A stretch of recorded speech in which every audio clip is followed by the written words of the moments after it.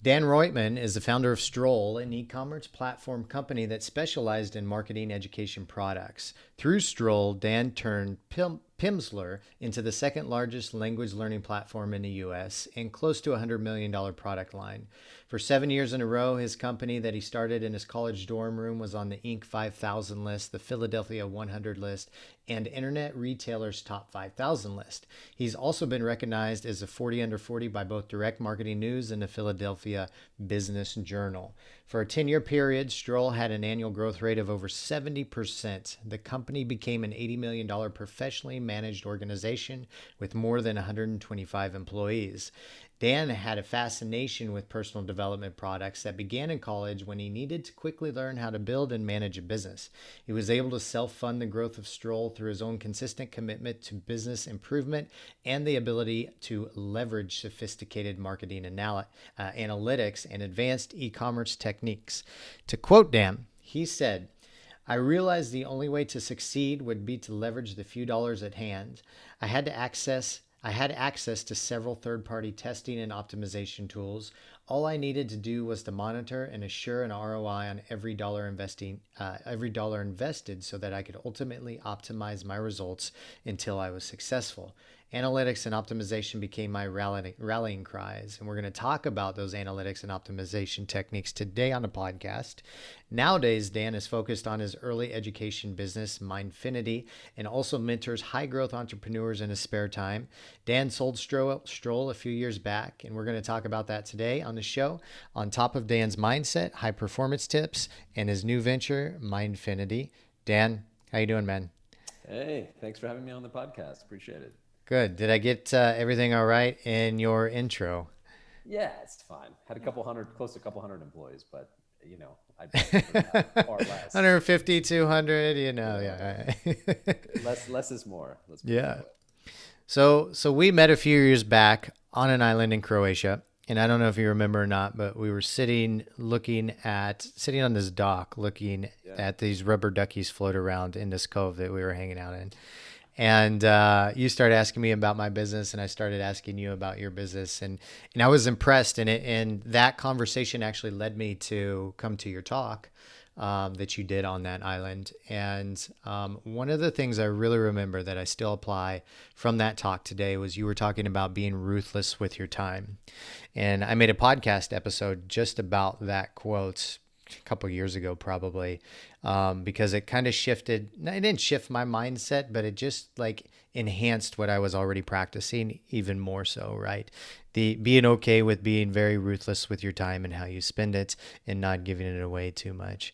So could you tell us to start off, what does being ruthless with your time mean to you? Well, it means a lot of things, and it always keeps evolving. In fact, this year I even fine-tuned some things, but I'll tell you what it is, and I'll tell you what it isn't. I mean, that's also important. So, being ruthless just means like thinking of everything in terms of 80/20 terms. I mean, ultimately, like what are the most impactful things? I mean, forever I've always asked myself, all right, what are the top few things that I need to get done today? I mean, among all the gazillions of stuff that's on my list, and then I've even gone further to refine that, where it's like ranking the stuff and by what has the greatest impact, dollar impact, right? And so Mm-hmm. it just means that that's one aspect. It's just the day-to-day management, having good time management hygiene. Let's put it that way. I mean, some people talk about energy levels and all this, but I feel like I guess now that I cut out coffee like 6 months ago, and I feel like my energy is like at 100% all the time. There are like no highs or lows unless I don't sleep well. So at that point, it's more about just doing the right thing in the right time. And then on top of that, like liberally hiring services as you need, like have a housekeeper, have people that do stuff, all the maintenance stuff, never lift a finger. I mean, it's kind of like that.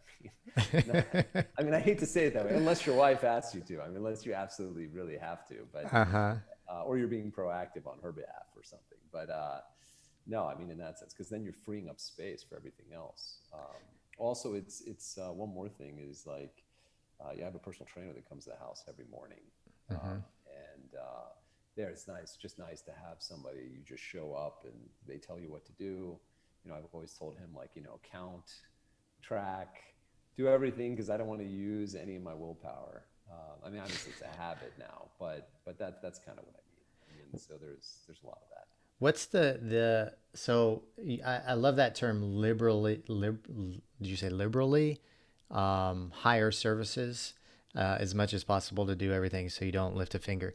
What's the most ridiculous thing that you've hired somebody for and so you could make sure that all of your time and energy was invested in what you're really great at, building businesses? Uh, Having a woman who stayed overnight from like 10 o'clock to 6 in the morning every night when my second daughter was born, just shuttling her to my wife to breastfeed and back so Uh-huh. that I did not have to get up and take the baby, an evening doula, that's what it's called. It's the best investment ever. I mean, it cost like 25 grand for like 2 or 3 months, but was like the best expense ever. I mean, because it was a radical departure from the first daughter I had. So that one was a great use of money and savings of time. Great for her, great for us. Weaned the baby off, basically being able to, not weaned off, but basically extended out how long our daughter could sleep until she was like able to sleep through the night. For parents, that's a big deal. Like getting Yeah. through. It's a lot of work, right? Those first few months with a Yeah, baby, yeah, right? yeah. So that's where I would say splurge. I mean, generally, it just means spend money on people to help you over buying possessions. Number one. Okay. Like I would take, you know, and now it's even different with homeschooling and having teachers and all kinds of people coming to the home and everything else. But I would I would use, to me, it's like services can't even compete with material desires just because they free you up, free your mind up. I mean, just give you your space. So from that, that's kind of what I mean. What about being ruthless with your time at work? And you talked about like the 80/20 principle, but also you mentioned like making sure you're spending your time on the right thing. How are you figuring out what right thing to spend your time on? Yeah, I mean, that's something that, I mean, over the years, I guess it starts with you first need to figure out, all right, what are the most important areas in the business that you need to be world class in, first and foremost, so that the people you're putting in the company really are um, helping you to be world class in those areas because you don't have to be great at everything, right? Mm-hmm. So then eventually when you get to a point where you've got your role defined, like what do you need to be great at to help the company move forward in your particular role? And I mean, there's different systems and philosophies out there, but at the end of the day, you have like I think at some point in an 8-figure business, you have 8 or 9 figure, you have an inside outside kind of person. So that's like the CEO, COO, many different names and different, integrator versus the visionary. I mean, call them whatever you want, but the key thing is when okay, I'm the CEO, I'm more out externally focused. I mean, strategy, PR, M&A potentially, finance, some different elements there. It's just being really clear on what those are.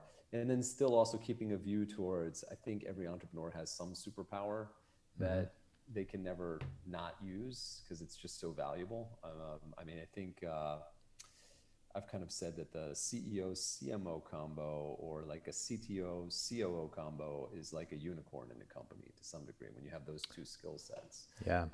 So for me, I mean, I had that kind of CMO type of skill set and the CEO skill set. So I'd still use that in the company. So if it would be like select things that were super high impact, doing an optimization improvement or potentially writing copy for something if I had to. I mean, still would get hands on with that kind of work. So it just comes down to mapping it back to what creates the greatest value. I mean, if you're working on the business instead of in it, then the on stuff is going to be super high value. What makes you what makes you realize like what's something that makes you aware of you're spending too much time in the business? Like when you realize, oh, I'm in the weeds of the business right now. I need to stop that and I need to bring somebody in to take care of that. Yeah, I mean, I probably have a more um, different perspective on that just because I've had a lot of people to tell what to like to help me in the Okay. past. So at very high levels, so I could kind of know certain things of how to hand them off and so forth. But I guess Well, it comes down to, I mean, the doing of stuff. I mean, if you're in there tinkering in the ad accounts all day, or doing tech related stuff, or customer service, or any of these things that aren't like higher level needle movers, then you're in the weeds. I mean, if Right. you're doing your own bookkeeping, if you're now, it's one thing to do bookkeeping; it's another thing to strategically rearrange the P&L in a certain way that's going to give a better presentation of a clear presentation of the financials, or structuring KPIs to initially set something up as opposed to going out and gathering them. Now you can't look. I mean, there's a reality. I mean, because I've had a number of startups. I've had a large company, and so there are different points in time for different levels that you can delegate at, but you have to be really clear when you're doing $10 an hour work or $100 an hour work or whatever it is. You just need to be clear that that's what it is. If you're not aware of it, then you're probably doing it. Yeah, that's actually a good point. Like, that's a good metric right there. So, I don't know how much this job is worth. Let me. That's definitely not worth my time. Yeah. Um, so it's a funny way to see it, but maybe that's what yeah, it is. I like that. So you started Stroll in your college dorm, right? You went to Yeah. school in Maryland. Is that right? University of Maryland. Yeah. Yeah. Um, I'm fascinated with. I remember when I was in college, like I had these business ideas, but my business ideas were like, how can I get a food truck at the Missouri State Fair, and make $10,000 to $20,000 in 10 days, sort of thing, right? Nice. And I would map it out and create my own business plans and everything, and never went through with that business. But I'm fascinated. Like, where did you come up with the idea in college to create something like Stroll?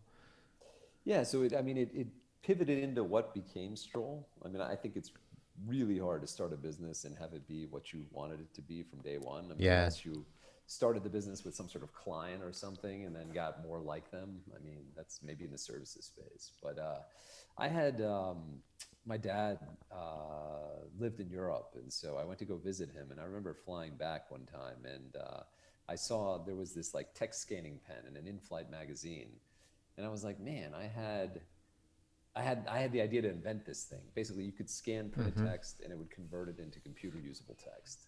So you could just beam your notes, study notes, or whatever to your computer. And so I was like, I would know how to market this. I should.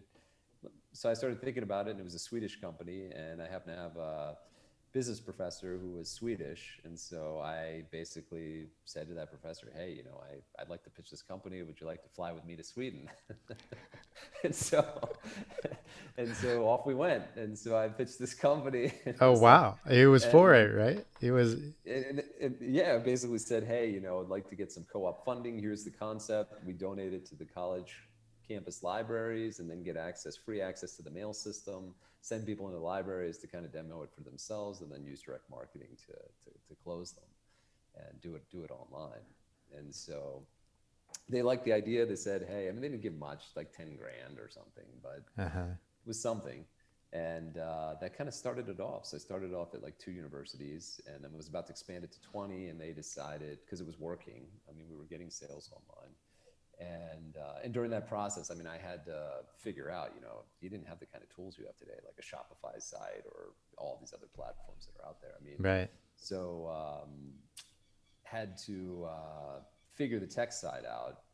And even, HTML coding and all that stuff was like 2000 was, still not the greatest. So figured that out, got online, and ultimately we ended up getting into, they decided to pull out of the US market for whatever reason. So then we pivoted to professional development products, of which one category was language learning. So that's Mm-hmm. kind of where I found that. And then when I saw that product, I thought, wow, why don't we just focus on this? It's not positioned very well, and the rest is history. So This was early 2000s, right? that was like 2001 when we started marketing the language learning product. So I was already out of school at that point. I graduated in 2000, so lived with my parents, and I have all the, I guess, quote unquote traditional war stories with entrepreneurship and startup, and you know, But this tried was a to, bootstrap company, right? Like, yeah, totally bootstrapped. yeah. I fortunately I was working for a software company doing German technical translation of all things while I was in college. Mm. So based on the income I made from that, and then just like signing up for which you could do back then, signing up for like every single credit card you could possibly get. I ended up graduating, fortunately, $0 in debt, but like $100,000 in like, A credit card debt. no, available potential. Okay. So, Okay. so eventually I did get into like 70 grand of credit card debt, ultimately, like 25K just trying to make ends meet, by the point to where we actually had profitable sales. And then it was just like 50K dumped into taking the company to the next level. And that kind of carried the way. Right. So. And one of the things I read that made you successful is that you were, for lack of better words, ruthless about making sure that every dollar that you invested in advertising was profitable. And not everybody does that. Actually, I think a lot of people, a lot of companies will just dump money in advertising, and just if it's profitable, that's awesome. If it's not, burn cash. What's the next thing, sort of. So in those early days, what was your process of making sure that you're getting an ROI on all the money that you're investing? Really, it was just complete measurement. I mean, because we tested all the time. We measured, different advertising options and so forth. And it really came down to, we just didn't have the money to make any mistakes. So it's just, we, we leveraged our time. I mean, that's the one factor, right? I mean, Mm-hmm. at some point in time, you're worth, hundreds of thousands of dollars a year, right? So even if you're doing something for free on the side with your own money, I mean, you're kind of kidding yourself if it's free, right? Yeah. It's your time. I mean, you could be using that for other things or get paid for it.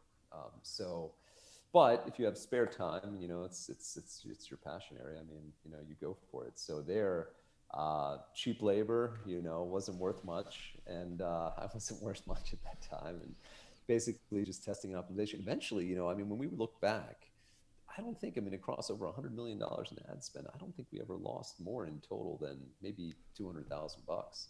Really? Wow. Yeah, just over the years and incrementally going up. Because eventually, I mean, we're spending like 30 million plus on a year on media. Yeah. And yeah, it's just the discipline.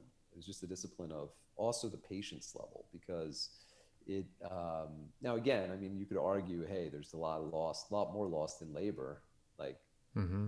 doing that testing, whatever. But I mean, not to count it that way. But we definitely would have patience. It took us like 2 years to open up display advertising back in the day.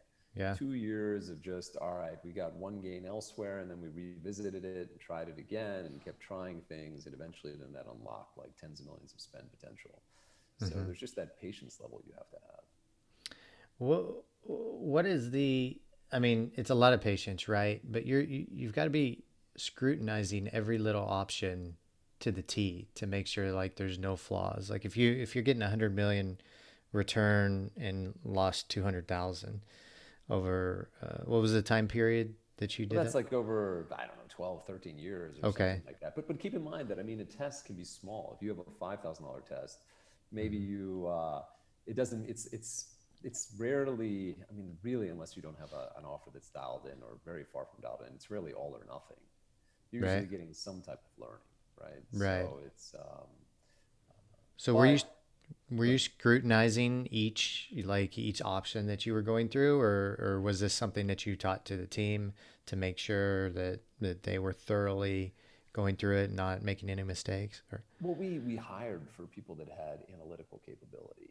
I okay. mean, among other skill sets, but we would test for that, make sure that anybody brought into marketing, we had a very specific analytics test that, I don't know, for whatever reason, 80% of people would fail. It wasn't that complicated. It was literally, but no, but still, Uh-huh. 80% of people that would apply would fail. And so that was like a baseline starting point. So we always made sure that we had people that were data driven.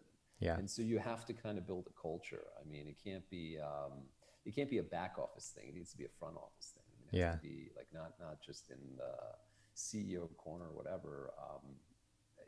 Well, rather it has to be in the CEO corner, being spread out to everybody else in terms of like, here's what we're doing, here's what we're measuring, I mean, across other metrics in the business as well. So you kind of build a culture around that. And then people are constantly looking, week to week at their numbers, they're measuring them, they're looking at their media plans. So you just basically build a culture around it. We interviewed. Do you know who the Harmon brothers are? Yeah, they had Yeah. those like what's the pooper Squatty Potty and Poopery. squatty Yeah, potty? yeah, Yeah, yeah. poopery. Yeah. We interviewed one of the founders, Jeffrey Harmon, and he talked about like he's very analytical as well. They're very analytical in the ads that they put out, but also the type of ads that they create.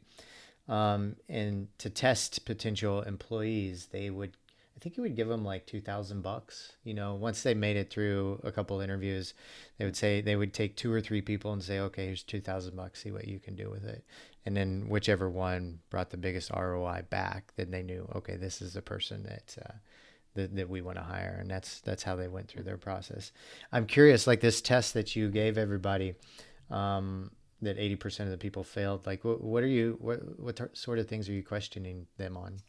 Well, there was something simple. It was more like organizing different information into certain metrics, like things you would expect people to know, like how to calculate CPC, CPM, how to lay out certain information. It was pretty short, but it depends on the role. I mean, like when it came to VP of Finance type of hire, I mean, it was some serious like modeling. I mean, being able to model out the entire dynamics of the business in an elegant model. And we already knew how to do it. We already had this stuff, but it was just seeing like, um, could they show in a simple model, like how AR, just how to forecast, including AR working off of like a marketing, we called it a marketing transfer sheet, like the forecast for the month or whatever, to take that or forecast, let's say for a year, and to take that and put it into the financials and do it in an elegant way.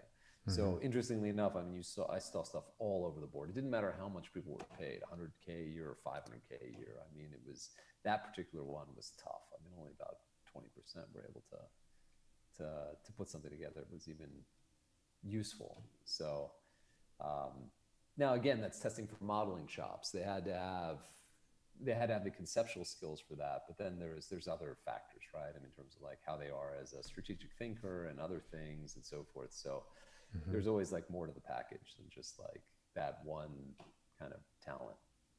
Yeah, it seems, you know, the, it seems, it always seems much more challenge. Well, it's always much more challenging, quite often, to find those people. I think, from my experience, than one would think. But you mentioned like the importance of being patient and making sure not only you had the right people, but the right culture, but also the right tactics, and you were applying. You were using the right advertising when it went out.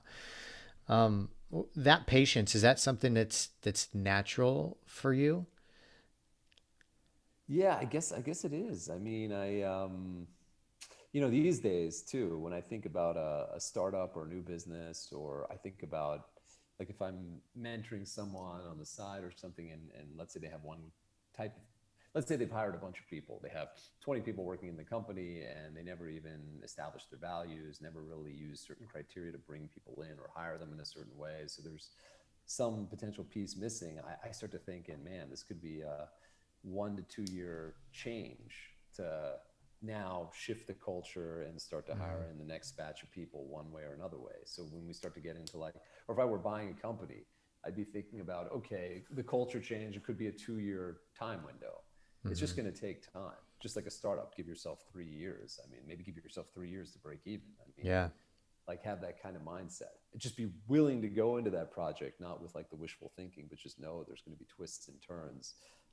If you don't want those twists and turns, just don't fucking do it. Just go buy a company. I mean, plenty of people retiring. I mean, why take all the risk? Like, do something new and creative and innovative, or just go for something that's kind of there and you can make a little better and eke an income out without all the stress, right? So there's certain things you just have to know what you're getting into to know how much patience to have.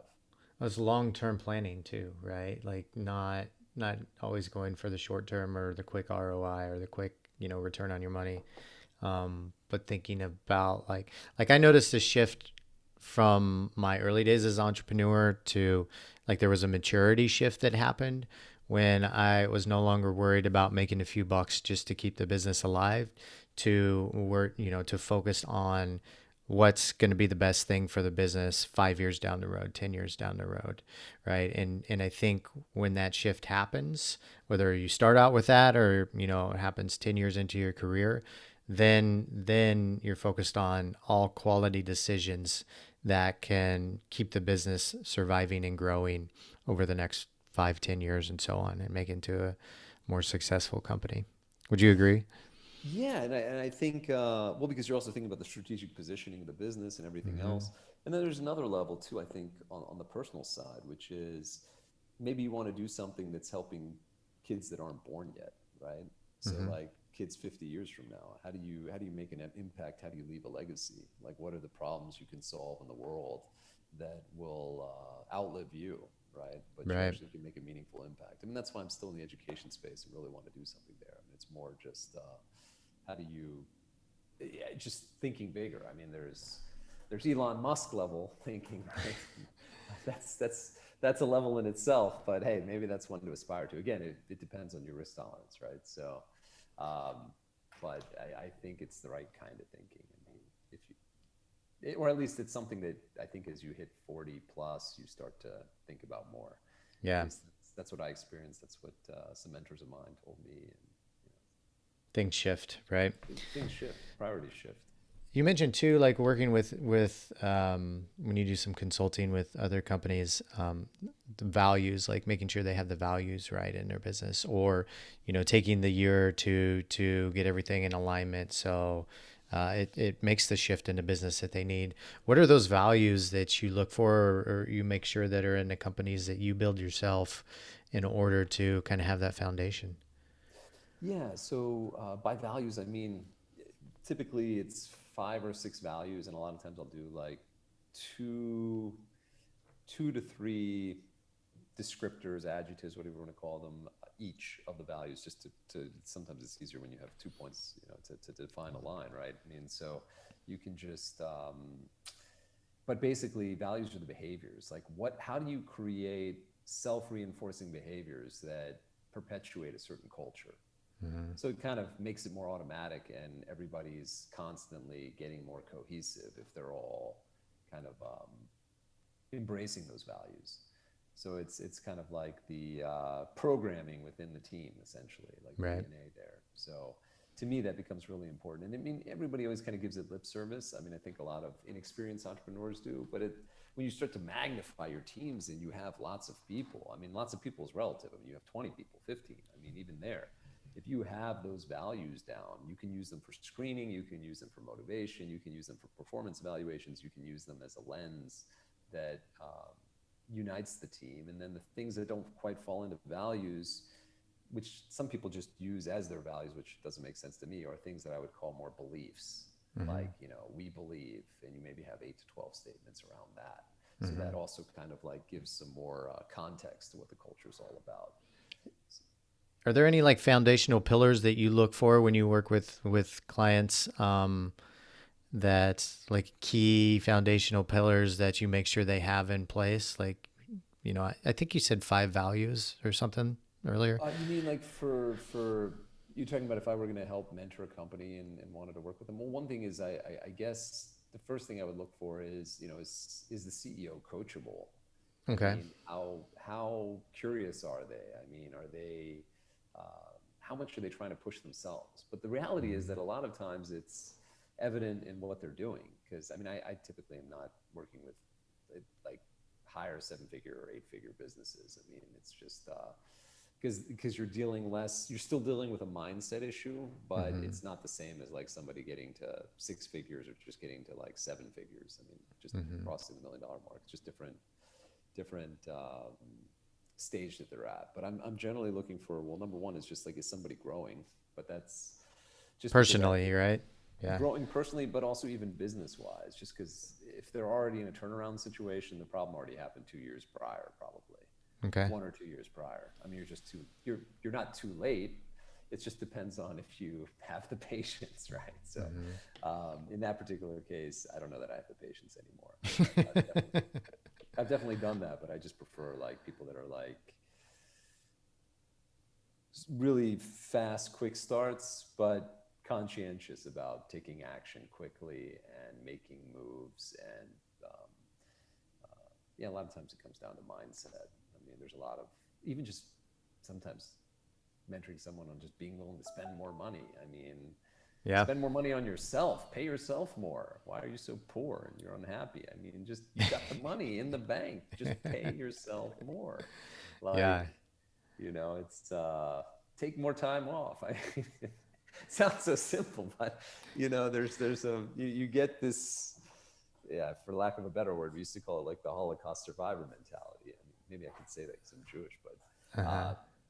it's like you just get shell shocked, and so you just you forget, like, once you've reached this next stage, like um, how do you let go of certain views towards money, towards spending on talent, towards a lot Hmm. of things, and just be, again, you have to be clear on your goals. It's not for everyone. I mean, you have to be clear on, is it a lifestyle business? You're building a business that somebody might want to buy. Both, if you want to kind of sit as like the investor above who has the lifestyle, right? I mean, Hmm. uh, you just have to be clear on those kinds of goals. But ultimately, I think that's what it comes down to. Well, and the importance of being coachable in any aspect of life is absolutely huge. And I've worked with people as well that sign up for our stuff and they're not coachable, and we find that out, I don't know, half a month into the program, and we're like, oh man, this guy, he's just not, just wants to be so set in their ways. And I'm wondering, is there a time in your life you've ever realized that you weren't being coachable? I wasn't being coachable. Um, not realized times. Not, I wouldn't call it not coachable, but more like when you're younger, there are points where you can be. I guess these days they would call it imposter syndrome, or that seems like extreme for me. But like early on, I remember. But then, I don't know. I feel like I've always been coachable, but there have definitely been points where I remember coming out of college, I wanted to be taken seriously, right? Mm-hmm. This young guy, and I mean, everybody's older than me that I'm hiring and stuff. And I think I bought these like fake Dolce and Gabbana glasses that didn't have Yes. didn't, didn't have like real lenses, right? Just to feel a little older or something. Oh man, Oh yeah. man, it's hilarious. But I mean, really, God, it's all the people that I hired at that time, who were older, and then there's just more the learning of through experience of just being a little too aggressive, like, and not, um, let's say, low emotional IQ in a given situation, right? I mean, you Mm-hmm. make a couple of those mistakes with employees, and it just happens. You learn and you grow and so forth. But no, I mean, I feel like when people have pointed things out to me, I've always been open to change and learning and growing, and I mean, I think that never ends. I mean, if you want to be in a long-term relationship, I think that's a key too. I mean, it's not to be uh, maybe not to put it in an extreme way, not to allow yourself to be emasculated, but not to be like an idiot who's not listening to feedback when Mm-hmm. you should be listening, right? I mean, so and learning and growing, especially with kids, which is a whole nother level of growth and reflection and so forth. So Yeah. uh, One thing I realized, or that I liked about your mindset is I read this in the American Business Magazine, and it talked about how at the time when you were with Stroll, how you viewed your largest competitor, Rosetta Stone. And I see Rosetta Stone stuff everywhere on television, in the airports, all over the place. And this quote I really liked. You said, "If I ever stopped to think about my so-called largest competitor, I would be paralyzed with fear. In the language learning business, most consumers know only one name. That's Rosetta Stone, the publicly traded 30,000-pound gorilla of the industry. It advertises on radio, it appears on TV, walk through an airport, and you're bound to pass it in a kiosk. But here's a little secret. As the founder and CEO of Stroll, the company behind Pimsluer approach, the number two brand in the learning business, I never think of Rosetta Stone as our competitor, and this surprises most people. Why, and how could you not think of them as a competition?" Well, I mean, I guess I just looked at it as we try to carve out our niche as being like the number one leader in audio-based language learning. Okay. So it was like trying to shift it a little bit because they were, computer based. It was reading, writing. I mean, just a different methodology. So it Mm-hmm. was just trying to be unique within what we offer that was differentiated from what they did. At the same time, I mean, we ended up being about 75% of the size of their online business Okay. because they were doing a couple $100 million, 250 million at the time. And we became pretty formidable because we just focused on online. So it was just trying to think of it as like finding white space, where we could carve out our thing. They had their strengths. I mean, at one point, we had their management team came up to visit us, and we were just chatting about stuff. And that's Mm-hmm. actually where it was interesting because at that point I realized all of us are just the same idiots sitting around thinking about the same kind of business. And like, we have our own little machinations about who we are and, demonizing each other or whatever it is. And we're all just the same, monkeys in a room, just thinking about the same stuff. So it was kind of funny. Yeah. So it was kind of cool meeting them in that sense. So So finding those so-called like blue ocean niches in a mass market that people will want to buy from, right? Like, you got to be different in some sense. I mean, right. that's I think the core thing in business. I mean, to be me too it's just tough. I mean, really only one time have I dabbled in that, and that was a project maybe like 3 years ago, helping a friend of mine who bought back his home security business, Mm-hmm. and by the time he bought it back, it wasn't unique in the marketplace anymore. Mm. And so that's just really uphill battle. I mean, you're just in the Me Too space and just trying to just eke by in terms of like messaging and acquiring customers and so forth. So I just go back to like whatever you're doing, try to make it unique in some way. Yeah. What if somebody, say they have a company, they're doing well, they're making profit, but they do have a lot of competitors and their product or service is very, very similar to the other competitors out there. How would you work with somebody? What advice would you give to somebody to make that shift? Well, I guess the question is are there niches in the space where you could get more niche because it's general? If Okay. you're really niche, could you go more broad? If you're offering services, could you offer products? If you're offering products, could you offer services?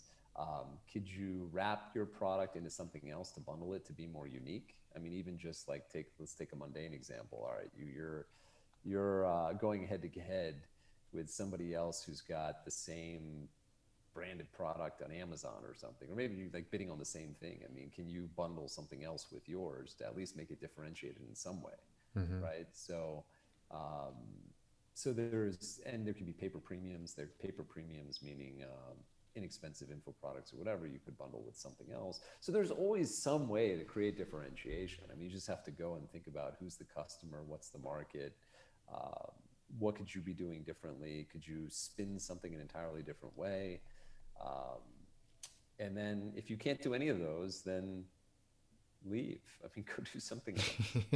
Why work so hard? I mean, go do something unique in the world. I mean, don't just be like, I mean, gosh, these days living in Latin America, living in Colombia, I mean, or visiting some place, you'll go by and it's like you look at all the stores and they're like 100, especially like tourist places, they're like 100% the same, like 7 of them in a row, Yeah. or like It's people not on the just Latin side. America, man. It's the U.S. too. It's all over. Yeah, Yeah. or like selling like the places that sell like pineapples in our region or something. I mean, like these stalls, they're all identical. I'm like, what the hell? I mean, I guess it's just a supply demand thing. All right, like you're just waiting for the invisible hand to just give you a high five along the road or something. I don't know. So Oh, it's so too. I was reading. Have you ever read the book Influence? yeah, sure. So Yes, they talk about that. That's I think the opening story is that in a tourist location in oh, Phoenix, really? Arizona, yeah, they were selling all the turquoise stones that are popular there in that area, and one boss told the manager to cut everything at half price while she was gone to see if they could sell their excess stock. And there was a typo or something in the email, and the manager thought it's 2x. She said 2x everything. And then when the boss came home from the week away, they had sold everything. And the reason why is because all of the people that were shopping there thought more expensive meant better quality, even though it's the same exact thing that the four other stores on the same street were selling and Absolutely. sold us. So that's like the law of finding the differentiation, the difference in your product and service that you can, even if it is the same exact product and service, you just message it different, right? Yeah, I mean, I would also spin it around. Can you tell a more interesting story? Mm, I mean, if you had two pieces of artwork and the other one just like brought tears to your eyes, hearing about the backstory of what like led into it. I mean, that's the piece that'll sell. So it's also having more context around what that is. So yeah. I think, yeah, I mean, that's kind of like the highest level stuff. I mean, when you're thinking about how to position something, I mean, with Mindfinity, I mean, we want to create a whole new category in education, which we call Inventive Iq. So Inventive IQ is the human capability to invent, solve, or innovate using a trained imagination. And Mm, so, without getting into all the intricacies of the business, the whole point of the business is like AI and automation are going to take away a lot of the best paying jobs over the next 10 years. And right. so, um, how do you help kids like get an edge now and also in the future? And so, yeah, we're thinking deliberately about how do we create that niche within the education space? How do we build an ecosystem around that? How do we even get other competitors in this space potentially? So that actually we're not just a concept of one. So it's actually more it's more recognized, and there are more avenues available for parents. Yeah. So it's the same kind of thing. I mean, how do you create something unique? Yeah. And that sounds like it's going to be a big booming market over the next 20, 30, 40 years, is getting your kids an edge over all the technology that's going to develop, making sure their brains, are sharp or healthy, are on point, aren't damaged too much from playing football or soccer or whatever they do as kids, riding BMX bikes. But I think that, yeah, that's a big, exciting market that you guys are in. Go ahead. Oh no, I was going to say, yeah, I just hope it'll just be interesting to see what happens over the next 10 years. I mean, they say there's like a billion jobs that'll disappear. So Mm-hmm. my hope is just, yeah, we just need to evolve. I mean, it's going to force a real evolution. I mean, you have to really think really carefully about what skills, and in particular non-academic skills, you want your kids to have before they ever graduate school, right? Yeah. So that stuff's all the stuff that's not taught in school. I mean, that's really like my past has just been accelerated learning, like whether it was language learning, or we ended up also selling memory improvement, speed reading, other types of just accelerated learning type of products as well. So that's all the stuff that should be taught to kids like much sooner. And be coachable on top of that, Yeah, right? Because absolutely. if Yeah, and we're, that comes to all the skills. That comes to all the personal traits that you want them to have, yeah, which is definitely being open-minded, curious, all those things. Same stuff we want for entrepreneurs, effectively. for sure. One thing that you guys used at Stroll is a measurement tactic that I thought was really cool: contribution margin versus profit margin. And I thought this was really interesting the way that you measured it. So, do you mind defining both those, and then tell us how you use them to grow Stroll? Yeah, sure. So profit margin, I typically think of as EBITDA margin. So earnings before interest, tax, depreciation, amortization. I mean, basically, after you, um, it's your bottom line. I mean, so contribution margin is what's left to. So you start with revenue, you take out returns, cancellations, that kind of thing. You get to net revenue. You start with gross sales or revenue, whatever you want to call it, gross revenue. You end Mm-hmm. up with net revenue. Then you take out all your variable expenses to get to contribution margin. Variable expenses are if you're selling a product, it's your cost of goods sold, it's the shipping cost to get something out the door, it's credit card expenses, it's your media costs to do your online advertising. If you're licensing something, it's the royalty fee. all that stuff. If you offer installment billing to people, it could be the bad debt level. Like, some people are not going to pay you. So the defaulted amount. So you take all that, you subtract it from your net revenue, and you're left with contribution margin. So it's what's left to pay for your overhead, for your operating expenses. So Right. for us, that was really important because a lot of companies are very top line focused. Like, oh, we just need to keep growing revenue, but it might not be profitable revenue. So the more you train your team and focus your goals around contribution margin, I think then the more you're like at the number that really makes a difference. Because then from there, what else is there? There's overhead. Well, with overhead, it's like, what can you keep constant or kind of keep constant or slowly increase over time so that you can maximize your profitability if your contribution margin is growing. Mm-hmm. And you can do that with, you can also employ better systems and better ways to create productivity among your existing team to get, more with same or different types of strategies at that level. But if you just, that's what we always found made us really successful. It's just, we knew, again, going back to measurement, we knew how much contribution margin everything would drive. We also knew what the lifetime value was of our customers. Mm-hmm. And then by knowing that, you can outspend everybody on media because you're going to make the money back over time because you've measured it and you're Measured it tracking correctly. Yeah. Have you ever thought about making a course? Because I think there's a lot of entrepreneurs. You could make the course and talk about your analytic strategies, and sell it for $1,000, and then not do as much coaching, or maybe that is a stepping stone to a course like that. Because as you're describing this, I'm just thinking about all the people I know, all the people that I work with, that if we had this in some sort of like, course we could go back to and learn over and over again, like it would be valuable. I think it would. Yeah. Well, the 6X method, I mean, you saw that presentation at the Baby Bathwater event. So, Uh-huh. there's definitely more that could be done to dive deeper. And you'd probably then want to just help people, all right, here's a dashboard that would be useful in a business to look at. Here's what probably you could do an overview of what more sophisticated,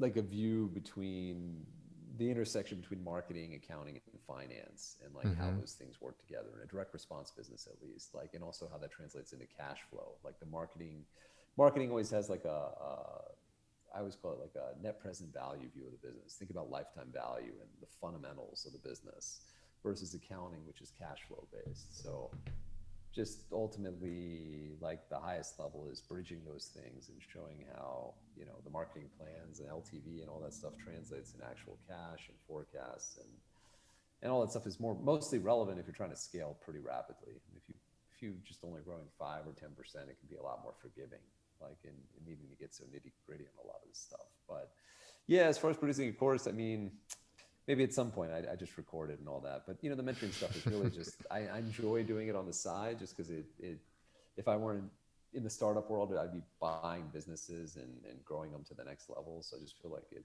keeps me sharp, lets me work on like frameworks and kind of crystallize different thoughts. But yeah, hey, if you want to sell it, maybe I'd do a little workshop right there. And So you got to get the right guy to market it and sell it, right? The right person. I'm not, I'd have fun teaching it or going into it, but just no bandwidth. I had thought about that because like Andrew Warner does that with Mixergy and his podcast, right? Like a lot of his guests come on, they make a course, and then through his podcast, he sells the course for the guests that came on. And so I need to go on his podcast. Is that what you're saying? Yeah, I think so. Maybe he's the guy to say, yeah. No. Yeah, but that's not a bad business idea, I think, though. Got to get somebody to build the courses, right? And then all the people to agree the courses. I thought about like a book or something like that, like just something more to pay it forward. I mean, the thing is, you got to be really, it's hard to be halfway into something. Yeah. Because like, it's 100%. one thing if you want to make something a business. Like I have a buddy of mine, I mean, he, it's funny. He's like, oh, made another $20,000 this week. And he's just like, spends like an hour, 2 hours trading options every week or something. And he's like, And I've asked them, I was like, well, I mean, sounds like you're making decent money from that. Like, why don't you do this or that or whatever? And he's like, because it's my hobby. I don't want to turn it into a business. Yeah. So he's like, it would, it's what I do on the side just for fun or whatever. And obviously killer side income, but there's some truth to that. Yeah, and you don't want to spread yourself too thin, right? Like start working on something that isn't going to give the return over the X amount of time that you put into it. When you could be making more money, that's I think about that too a lot, especially like with cryptocurrency, Yeah. the way it's going. And I have friends that are day trading in crypto and doing really well.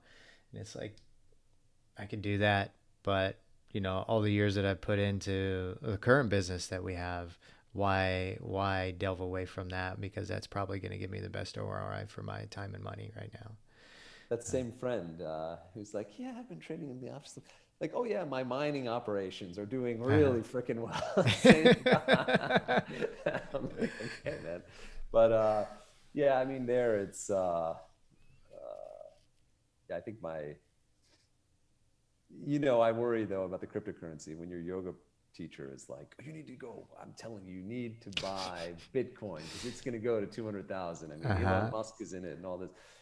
I know a lot of people that are in that, but you have to pick your battles. I mean, Yeah. I've taken a pass on, I've taken a pass on huge opportunities in the past just because I wanted to stay focused and Yeah. whatnot. And, I can look back and be like, shit, I would have made 80 million from this one. I mean, it's a fact. I mean, I know what happened with it, but whatever. I mean, you just got to be happy doing what you're doing. And if you're working towards your purpose and fulfillment, I mean, it Yeah. should be good enough. There will be always another opportunity that crosses our plates. Like Yeah, there's it's going to also be. like one of those things too, like, the grass is always greener, or, True. oh, that dude's got a bigger private jet than I do, or whatever your the latest thing is you want to be thinking about, right? So, Yeah. I mean, there's no end to it. So it's just, Where do you personally find that contentment? Like what are the things that you need to not say, okay, I need to give my time and energy into something else because I'm satisfied with what I'm working on? well, I guess, well, number one is just, well, I guess I kind of roll back because it starts with a mindset of, I was thinking about this the other day. I mean, I've always lived a life of freedom. I mean, however it happened, I ultimately never had a job, right? I mean, I've been an entrepreneur for 20 plus years now. And so, have always started with being able to create my own rules. Like, okay, this is how much I want to work, when I want to work, even if I'm working a lot, but I've Mm-hmm. chosen to do it, right? Um, so I think it starts with, and freedom is also one of my personal values. So it's just, I feel like, which I define a little bit. I do the same thing for businesses I did for myself, just like some attributes, but like independence and initiative, I guess, are kind of like two defining features of freedom. But I mean, you always, yeah. So I start with that, but then it comes down to, like, if I'm doing something that feels meaningful, that's helping other people. I mean, as I've gotten older, I mean, the whole business world and everything else is kind of simplified down to, if you're offering value to others, you're going to get value back. And it Mm-hmm. doesn't matter if I was reading something recently. It was interesting. It was talking about uh, uh, like, even the concept of reciprocity, um, in terms of there's basically quid pro quo. There's paying it forward, hoping that somebody else will do it, and then just paying it forward, hoping that you'll get something back out of it. But in any case, I mean, more this like natural virtuosic circle of like reciprocity in nature and everything else. I mean, just it's all meant to kind of work cooperatively and Yeah. ultimately together. So yeah, I just think if you're delivering value to the world in some way, then that's fulfilling. And then the other part is just keeping your mind quiet. I mean, that goes to things like self-care, right? I mean, meditation. I've been, I guess, since like 2013 more so, doing a lot more meditation. I mean, and then the last like 3 years, just after met this Swami who was basically just taught meditation. I thought it was kind of cool. And literally just focus on your third eye, no music, no nothing, just set a timer for an hour, and that's it. Yeah. So I try to do that actually every morning. So You, meditate for like an hour. how long have you Um, been doing that for? A couple of years now. So it's been on and off, but probably solidly consistent. I mean, more the last year or so. So, I've been doing that for like 3 years now. But the biggest thing is I just treat it like sleep time. I mean, Okay. just add it because it's whatever you would have been sleeping, just treat it as that time. I mean, so I generally only need like 6 or 7 hours, so I throw it in with that. So it's basically, six plus that, seven plus that, whatever it is, and then you get the greater efficiency during the day, anyways. So it's not a net loss Yeah. from that standpoint. Plus, there's a lot of other benefits, but and then it's the other thing of just trying to exercise every day almost, Yeah. basically I doing did that. something. I did that for a year and a half too. Just meditate with no sound whatsoever first thing in the morning for an hour. It was a great experience, but I got bored of it. I mean, I Yeah, got to the point where it was just like I was getting, and I think it's different for everybody, right? I was getting more of an ROI on a 30 to 40 minute meditation than I was for the hour meditation for whatever reason. I don't know. But I'll probably do it again. Like, I have my, if I don't have time, I have like a 20-minute one that I do that yeah, is with like music. That's more like through my self-guided internally, like through my mind or whatever. But I guess the thing is, it's more just, I mean, it's kind of weird because like, I've just noticed like minute 50 to 60 is really where that sweet spot is. Like when you I just noticed that too. Yeah, get yeah, blitzed. I mean, it's really just like at the end, it's just you see bright white light, and that's kind of what it is, and then you're good to go for the day. So I it's would I would hit like 40 to 50 and be really challenged with, in between that 40 to 50 minute mark, and then 50 to 60, it would just like, you're right. Sometimes 50 to 70, it would just be like very euphoric, like, oh, yeah, that was really nice. Um, but I almost always had that wall at 40 to 50 minutes to go yeah. through. Yeah. And then, I call it the I forgot to set my timer moment. Uh-huh. Like it's between 40 and 50, I start to worry, did I not Yeah, set a yeah, yes, timer me on my too. phone? Yeah, Like yeah. what if 70 minutes has already passed and I'll be stuck now, like it'll screw up my day or something, right? So Yeah. I just always have to like ignore that part. But well, I think that's just um I guess that's what I've always wondered is like, you have before the call, before we started recording, we were just talking about some general stuff, and yeah, I've got friends that try, psychedelics and different things and so forth. But I've never heard them say, oh, well, before I do that, let me just even try to tolerate like meditating for like 3 hours and see what happens. Yeah, that's a good point. Yeah.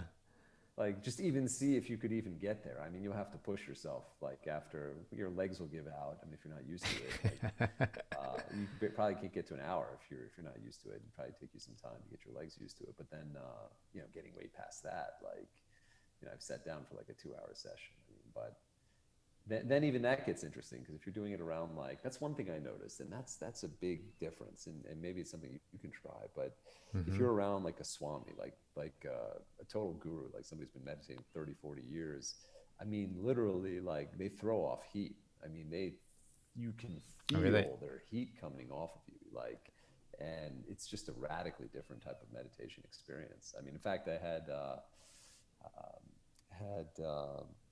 this friend of ours now who's a Swami. I mean, he's actually lives in the States, but he comes to Colombia every year, and we hosted him in our home last year. And I mean, it's like being on jacked up on caffeine all day. I mean, just having him stay in your home. I mean, like literally, you feel this like fried feeling the entire time. Not a bad feeling, just like just somehow you just makes you more sensitive. Just feel it. Well, it's the you can feel the presence of somebody's the vibe that they give off. Like if a really bad person comes in the room, you can sense it, right? You come across somebody that you're like, pretty sure this guy's murdered somebody or something, or somebody that's really sheds a lot of light and love into the world. Like you can sense that when they come into the room. You're just like, oh, this person has a really good vibe. But it's interesting. I don't know if I've ever been around anybody like that you mentioned. But you were you meditating with that? What do you call it? Swami. There's Swami. just the Swami. Did Yeah. you meditate with him? I did, yeah. So he would come and serve a couple days, like twice a day, in the Mm-hmm. morning and the evening, meditate for an hour or 2 hours or something like that. And Did you feel your meditations were different or deeper? oh, Or? way deeper. Yeah. Yeah, I mean that's like when you're. That's the difference between seeing, um, let's say, lamp white light and bright white light. Mm. Okay, Like fair. literally, like I would just feel like there's a freaking like flashlight shining right through my brain. I mean, Uh-huh. plus feel the heat, like just could feel the heat and energy, like just coming off the guy. I mean, it's just unbelievable. That's cool. So that's neat. But I heard that from somebody else. I was having dinner with somebody, and they were saying that they had had like a near death experience in their life, and Mm-hmm. they were in this like prior to us meeting, we were at a conference. They were in the hotel room, and they just felt this radical energy just all around. They didn't know what the hell was going on, and then looked out the window, and the Dalai Lama was staying in the hotel. Oh wow. Yeah, Wow, that's so there fascinating. is something to that. I mean, some people.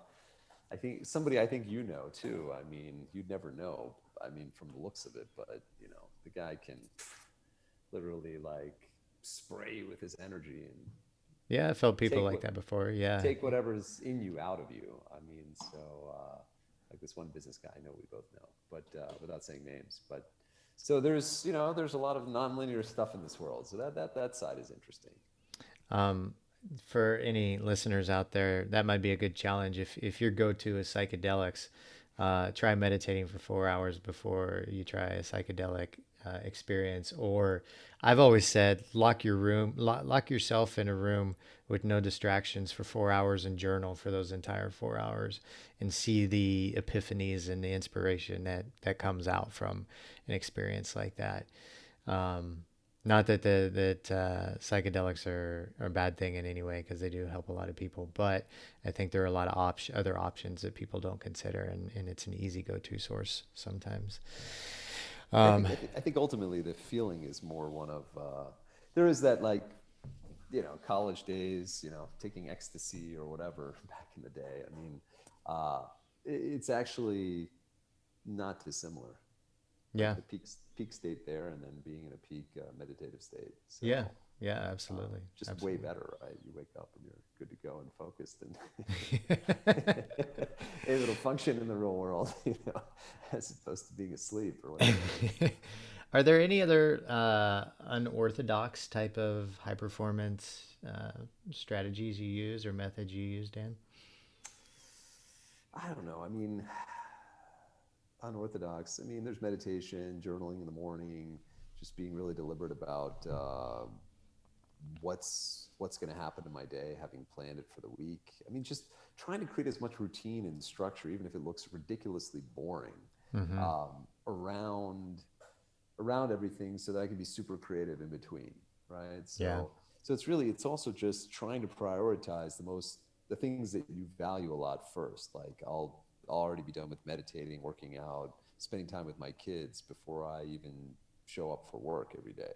Yeah. So I've already knocked out like I've already won for the day, right? Yeah. So then the other thing is just being cognizant that, I mean, will you get ever more, going back to this question of like, how do you be ruthless about your time? Will you ever get more than 2 or 3 hours of unbelievable high value time out of any given day? Mm. Yeah, you said that actually in your presentation, right? You get 2 or 3 hours of high Yeah. valuable time every day, and you got to be ruthless with that, right? You got to make sure that your time is spent. Yeah, how do you make sure that counts? And I mean, Yeah, then there's some people that just take that to an extreme. I mean, they're already at such a level, they only need to spend an hour a day doing anything work related, right? it's true. But that's the ultra extreme. So yeah, But it's not impossible. I think a lot more of us can achieve that. It's not in our mental model. You know what I mean? I think our mental model is at least 8 hours a day. If we're entrepreneurs or working hard, more 10, 12 hours a day, right?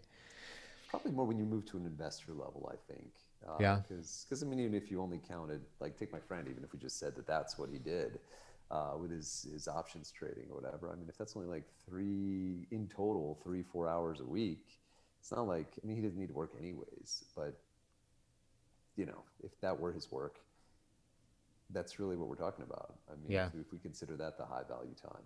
Yeah. But then again, you have to overlay that with, there's as entrepreneurs, are we like the merchants of Venice, like in the sense of just toiling, trading shit, selling whatever, or are we building meaningful businesses, right? Right. So that have that legacy element, that have that personal dimension, that have a mission-driven component to it. That there's something a little bit more. We're doing something better than that will create a greater impact. So that's where you have to weigh these things. I mean, just making money or trying to do something that's worthwhile. I mean, there's no right or wrong answer. I mean, I'm not here to judge anybody or say do something one way or another. It's just more what gives you more fulfillment, right? Yeah.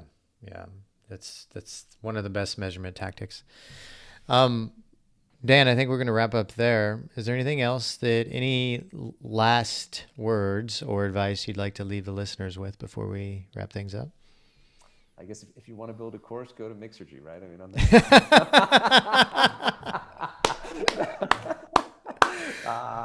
Good plug. Good plug. No, maybe I'm not doing any of that. Maybe that's the best place to go right now. Right?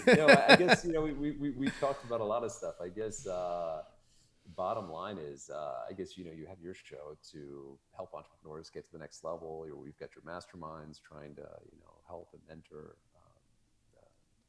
people in business. And I guess I would just say, I think the most important thing is just being super, like in business, it's just being super clear about what differentiates you, and then treating that like a fractal type of thing. What differentiates the business? What differentiates, like in the marketplace, internally, among the 20 things you could be doing, what are the 3 or 4 that you need to be like world-class in? And then among your people, like what are the couple attributes that they need to be world-class in within what they do? And it just keeps going and going and going. You personally, I mean, as an entrepreneur, if you know what your role is, like, again, what do you need to be world-class at? And then just go deep and master that kind of stuff. And I think the rest just takes care of itself. As long as you have a reasonable business model that can make money and you're helping people, I mean, it all kind of comes together. Yeah, I love that. Actually, I write that down in my journal every week. I'm a world-class entrepreneur. I have a world-class podcast. That phrase right there, world-class. What do you want to be world-class at? It's a mindset shift. It's a powerful one.